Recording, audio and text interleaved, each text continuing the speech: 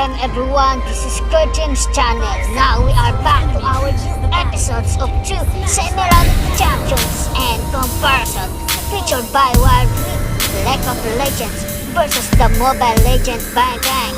But before that, please like and subscribe to my channel and don't forget to click the bell icon so you will be notified to our new next episode video.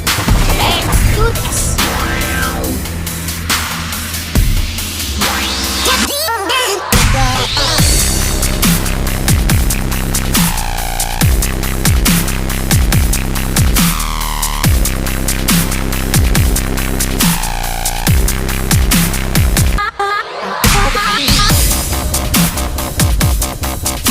So first, he's a champion with a really strong early and mid game, and as soon as he's level 6 he has some really devastating ultimates. He can build as either an assassin or a bruiser and is really strong in both roles. Since he can use his ultimate from a pretty long range, he's also got some really good objective control and makes for a really solid counter jungler as well because he is a pretty decent duelist and can take camps at least somewhat quickly. His long range ultimate makes him a really solid counter ganker as well, and as I did mention, really strong ganks post level 6. Finally, Nocturne has a pretty solid spell shield in his W ability, which also gives him bonus attack speed whenever it is broken.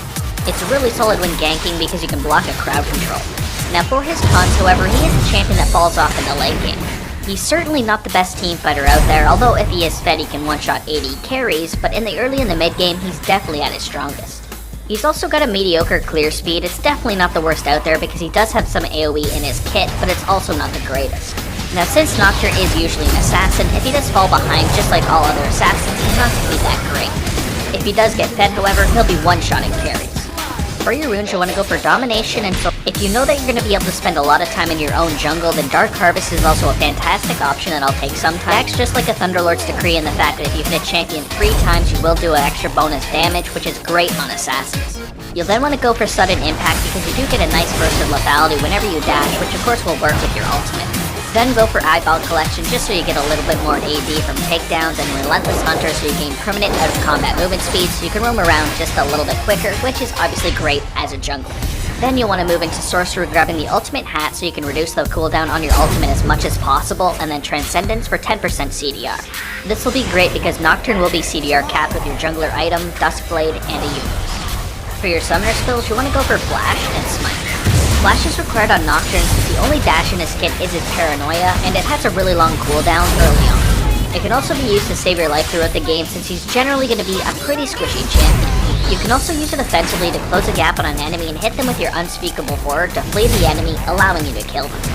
Smite is also a requirement because it will allow you to clear through the jungle, secure objectives like Dragon and Baron, and buy your jungler item in the first place. Jungling without it is pretty aid, so make sure you pick it up. Your passive is Umbra Blades, which does some nice bonus damage that is AoE and also heals you, which is great in the jungle. Nocturne's basic attack is periodically enhanced, dealing 120% AD physical damage to his target and surrounding enemies, and healing himself between 10 and 26 plus 15% AP per enemy hit. Basic attacks reduce Umbra Blade's cooldown by 1 second. So this is a pretty strong ability, especially in the jungle because it adds some AoE damage and also a heal, giving you some nice sustain. Nocturne's jungle clear would be pretty awful without this passive, so thank God we have it. It also scales really well with attack speed because basic attacks reduce the Umbra Blade's cooldown by a second, but honestly it's not worth going for attack speed too much on Nocturne. Lethality is much stronger. Either way, it's incredibly strong in the jungle and obviously in ganks as well because it does have 120% AD on your first attack. Your Q ability is Duskbringer, which does some nice damage in a line and gives you bonus movement speed and extra attack damage. When activated, Nocturne sends out a Shadow Blade in a line that leaves a Dusk Trail on its path, dealing physical damage to enemies it passes through and causing enemy champions hit to also leave a Dusk Trail behind their movement for 5 seconds. While on the Dusk Trail, Nocturne is ghosted and gains bonus movement speed and bonus attack damage. So this is one of Nocturne's main abilities because it does give you bonus attack damage while you're on it and also does some AoE damage. This makes it really solid to max first because it's great in the jungle. It's also going to make your ganks a lot more effective as well because as long as you can land it on the enemy champions, you will have bonus movement speed and attack damage as you move along the trail, and of course you'll be able to keep up to them. With that high damage lethality build, it's also going to do a massive amount of damage. Your W ability is Shroud of Darkness, which is your spell shielding ability that gives you bonus attack speed. Passively, Nocturne empowers his blades, permanently gaining attack speed. When activated, Nocturne gains a spell shield for 1.5 seconds. If Nocturne blocks an ability, Shroud of Darkness's bonus attack speed is doubled for 5 seconds. So this is a pretty solid ability because it will give you between 20 and 40% bonus attack speed, which gives you a nice source of extra damage. If you block a spell with it, it can go up to 80% attack speed, which is pretty huge. Whenever I'm jumping in on an enemy with my ultimate, I'll usually use my spell shield shortly after, because if they do use a crowd control, my spell shield will take it, and of course I won't get crowd control, and I can start doing my damage. Try to protect crowd controls as much as you can, because if you spell shield them, Nocturne is going to be insanely strong with all that attack speed. Your E ability is Unspeakable Horror, which does some pretty decent damage, but also fears the target for up to 2.25 seconds. Passively, Nocturne gains 335 bonus movement speed when moving towards fleeing target. When activated, Nocturne plants nightmares into his target's mind, dealing magic damage over 2 seconds and forming a tether between him and his target. If the target does not break the tether by moving out of range, they flee from Nocturne for a short duration. So this ability does some okay damage, but it is AP based, so in the later stages of the game, it's pretty much going to do no damage. The ability, however, is really strong in ganks and teamfights because it will fear a target for up to 2.25 seconds, allowing Nocturne to easily duel. Whenever you're jumping into a target, make sure you put your E ability onto them and stay near them so they will flee, and you can easily get off your damage. Your ultimate is Paranoia, which does a really big chunk of damage and allows you to dash to a target from a pretty long range. When activated, Nocturne applies near sight to all enemy champions for 4 seconds. While Paranoia is active, Nocturne can activate it again to dash to the target enemy champion, dealing them physical damage. So this is an incredibly strong ultimate, and it is why he's such a good ganker. It's because this does an absolute ton of damage, and it has up to a 4,000 range, allowing you to jump onto a squishy target from a really long range. It has 120% bonus AD, so when you combine it with all heal ability, it's going to hit incredibly hard. You'll want to use your Q ability mid-air while you also hit the champion with this ability, so it'll pretty much one-shot them. Against a little bit more durable champions, you'll want to put your E onto them so you can fear them, and then go in for the rest of the damage you need. You'll want to gank as soon as you can whenever you have this ultimate, and other than that, go into the jungle and start jungling until you have the ultimate back again.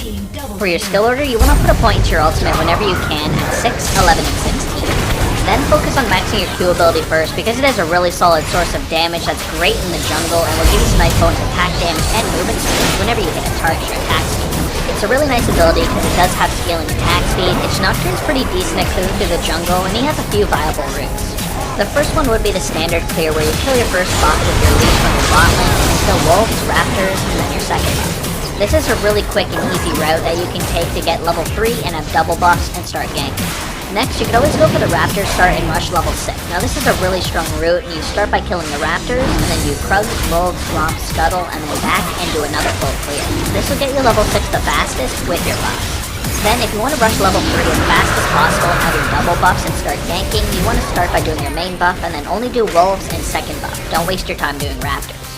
When ganking before level 6, try to come up behind the enemy and hit them with your dust bringer. Use the bonus movement speed the ability gives you to get onto the enemy and then auto them and apply your Unspeakable Horror. Also, keep in mind that you can always activate your Shroud of Darkness to block a spell whenever you're coming in for a gank to avoid getting crowd control. When you're level 6, you want to open up on the enemy with your Paranoia to get on top of the enemy. Just before you get there, you want to use your Duskbringer while you're still flying to the enemy so it hits them when you land, doing a massive amount of burst. At this point, I like to quickly auto and smite the enemy. If the target is still alive, then use Unspeakable Horror to flee them and finish them off. Nocturne's a fairly weak team fighter, but there's still a few things you can do to set yourself up for success. The first thing you'll want to do is look for an isolated target. If you can find a target all by themselves, you should have more than enough damage to kill them before the people react and solo queue. If you need to jump into a full fight, however, try to wait until defensive like Exhaust and Zonias are down. Nocturne will really need to delete somebody as soon as he jumps in with his Paranoia. If you need to, fight on the front line if it's safe. You may die instantly if you die and lose that back. Now let's look at some of your hard matchups, and first up is Jarvan. Jarvan's going to be pretty hard for you because he is a somewhat tanky champion, and usually your full burst combo won't completely bring him down. If you jump into his team, he'll usually ultimate you, keeping you inside the location, and you're pretty much going to be screwed. When you are against him, try to focus on the squishier targets on his team, and only engage after his ultimate. For your next hard matchup, we've got Jax. As long as the Jax is decent and takes off your spell shield with either, even if you block it, he's still going to be really hard in a 1v1, so try not to duel him too often, and focus on the squishier targets on his team. For your next hard matchup, I've got Udyr. Udyr's a pretty strong champion right now, and you have to try your best to spell shield his E ability, because if you don't, you're for sure going to lose the 1v1. Even if you can spell shield that E ability, you still may lose the fight. That's how one-sided this can be.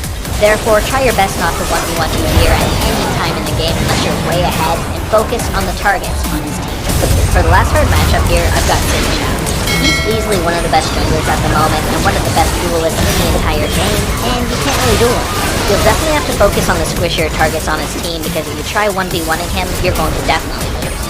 Alright, so let's finish this off with the item build, which starts with a Hunter's Machete, Refillable Potion, and a Warding Token. For your first buys, you'll have to decide between a Stalker's Blade and a Skirmisher Saber, and usually get a Tiamat early on as well, if you do plan on getting even the Ravenous Hydra or the Titanic Hydra. For the Assassin full build, you have a Stalker's Blade enchanted with Warrior, a Umuz, and Industrial. This will give you 30% CDR off the top, some nice movement speed activation, a ton of lethality, and a lot of attack damage. Because of the Duskblade, your first attack is also going to deal a lot of damage, so on squishier targets, you can sometimes one-shot them with just this one build. If you want to be more of a tank shredder, you can instead go for the Blood Razor and then get a Blade of the Ruined King and get a Black Cleaver.